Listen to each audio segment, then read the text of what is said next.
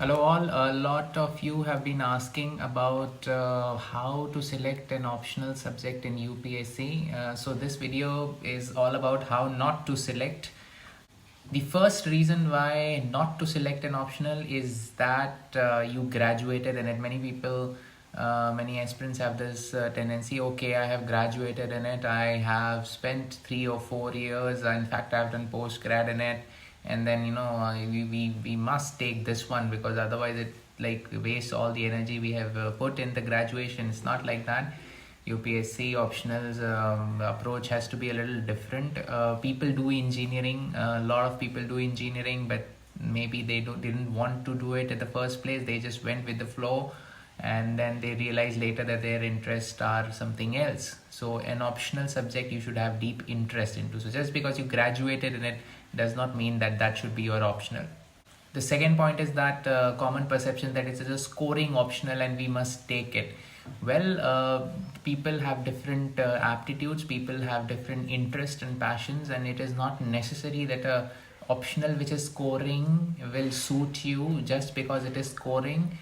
An optional which is scoring today might not be scoring tomorrow, so the trends keep on changing. So that is why they are called trends, and we should just take a general reference into it. But just because a optional has been giving good results for the last 5 years does not mean that you should just blindfoldedly pick up that optional. Third point is that few optionals people feel that they require less effort.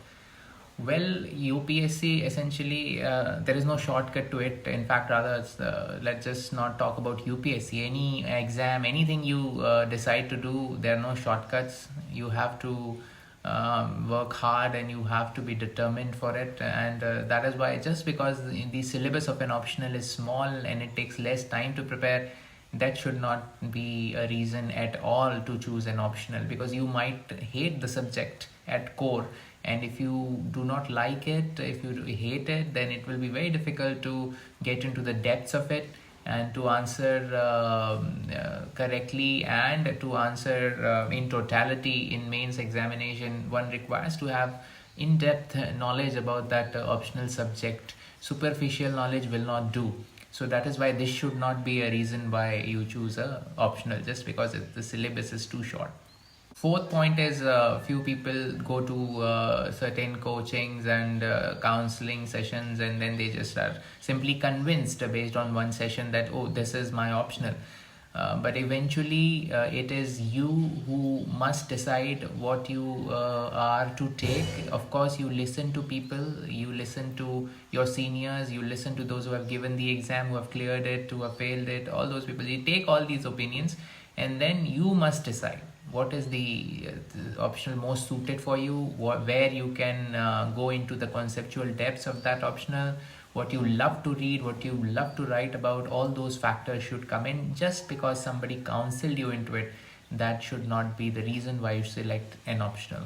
Fifth point I want to mention is the mob mentality. So when you go to Delhi or any other place to join a coaching, and then you see everyone is taking this particular optional, most of your batch is taking this particular optional, so you also tend to, okay, anyway we have to take one, so why not take what everyone else is taking, because that you may feel it is advantageous, more material is available, and we will have people to discuss it with.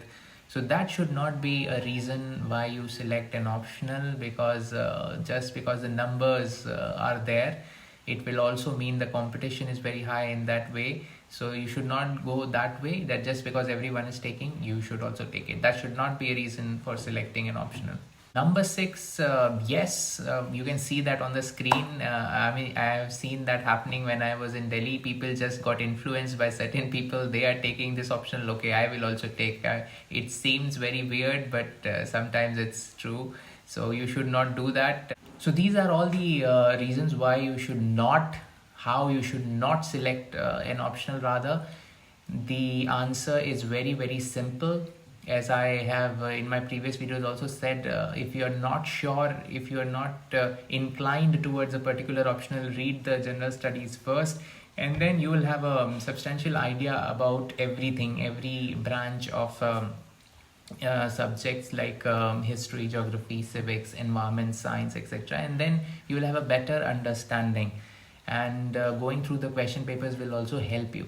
So all these should not be the reason. The reason should be only this, that it is coming from within you, that you're convinced that you love the subject, you love to read and write about the subject, you are comfortable with the questions in the last 10 years, and you want to explore more in this category, in this subject, and you want to pursue further reading and writing into it. So that should be the core reason of selecting an optional. You can succeed with any optional. It's not like only particular optional would take you to the top 100 ranks. It's nothing like that.